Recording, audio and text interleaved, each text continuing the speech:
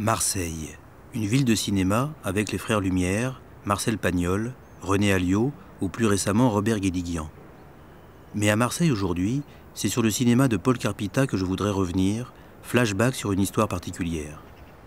Paul Carpita, l'instituteur, le Marseillais, le cinéaste, le militant communiste, et son premier film Le Rendez-vous des quais, saisi en 1955 et retrouvé 35 ans après. Impossible de choisir entre raconter la vie d'un homme et celle de son film interdit, tant leurs deux histoires sont liées. Tourné sur plus de 3 ans, le film fait référence au mouvement de grève des dockers, à l'opposition à la guerre d'Indochine, à la lutte syndicale. Il est saisi lors de la seconde projection par la police.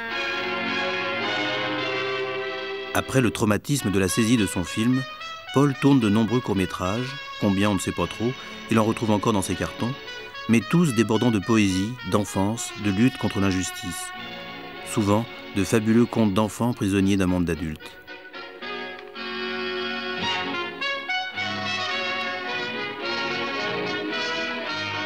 Et puis, en 1988, le film est retrouvé, Paul réhabilité, remis en quelque sorte à sa place, et il réalise 2 longs métrages, Les Sables Mouvants et Marche ou rêve, les homards de l'utopie.